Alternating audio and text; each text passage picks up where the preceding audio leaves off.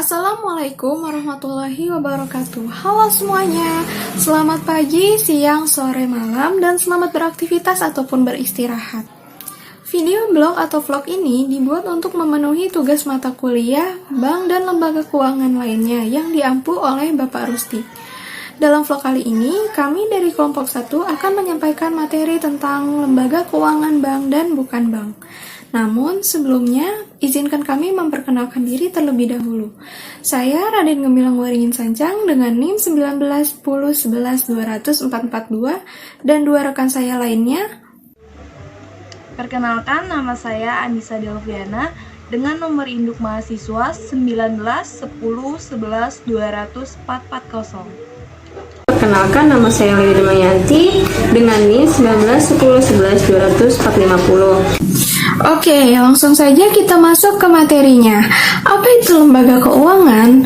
Jadi, lembaga keuangan itu adalah lembaga yang memberikan fasilitas dan produk di bidang keuangan, serta yang memutarkan arus kas perekonomian. Nah, bank adalah salah satu lembaga keuangan yang kegiatannya menghimpun dana dari masyarakat, kemudian menyalurkan kembali dana tersebut kepada masyarakat. Nah, apa aja sih produk-produk atau jasa-jasa dari perbankan ini? Yang jelas yang sering kita dengar adalah yang pertama tabungan. Ada deposito, dan di era teknologi yang sudah maju ini sekarang ada jasa mobile banking. Semua kegiatan keuangan atau transaksi bisa kita akses melalui handphone. Nah, sedangkan lembaga keuangan non-bank itu tidak menghimpun dana ataupun menyalurkannya kembali kepada masyarakat dalam bentuk tabungan ataupun deposito. Lembaga keuangan bukan bank menghimpun dana serta menyalurkannya kembali dalam bentuk surat-surat berharga seperti obligasi. Terima kasih Raden. Di sini saya akan menjelaskan tentang peran lembaga keuangan. Peran lembaga keuangan adalah sebagai berikut. Yang pertama adalah sebagai pengalihan aset, yaitu proses pengalihan kewajiban menjadi aset finansial. Yang kedua, sebagai likuiditas, yaitu kemampuan perusahaan dalam memenuhi kewajiban jangka pendeknya. Yang ketiga, sebagai alokasi pendapatan.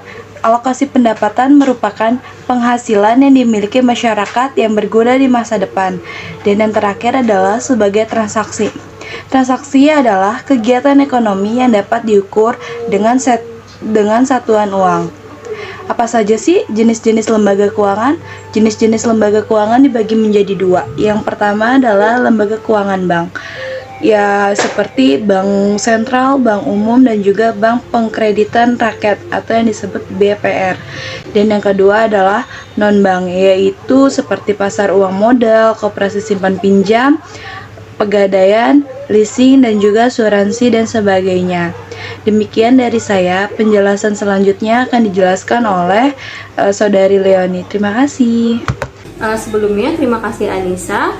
Di sini saya ingin melanjutkan materi yang telah disampaikan oleh teman-teman kelompok saya sebelumnya.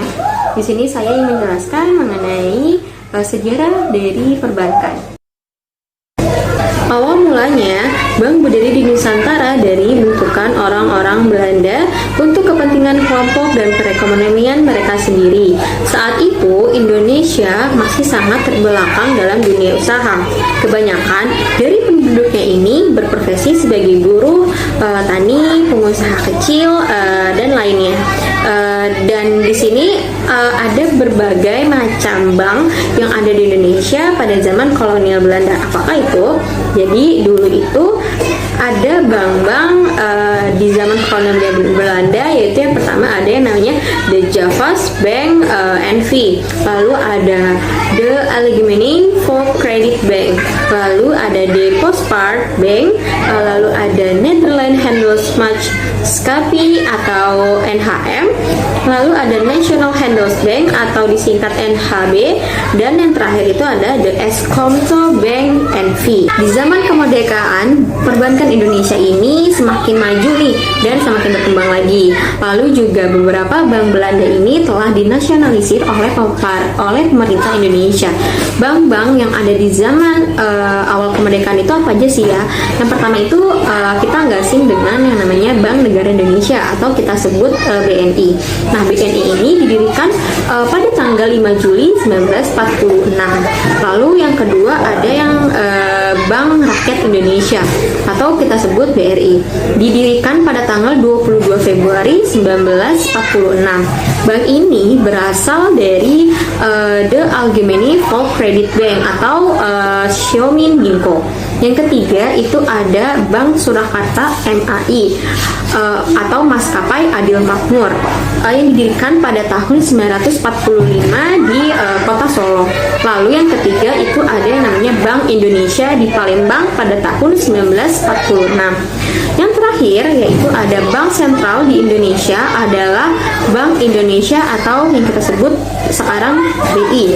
Berdasarkan Undang-Undang Nomor 13 Tahun 1986, kemudian ditegaskan lagi dengan Undang-Undang Nomor 23 Tahun 1999. Bank ini sebelumnya berasal dari The Javas Bank yang dinasionalisasi pada tahun 1951.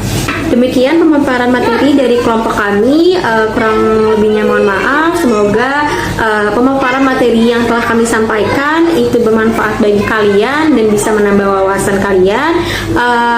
Kurang lebihnya mohon maaf. Wassalamualaikum warahmatullahi wabarakatuh. See you.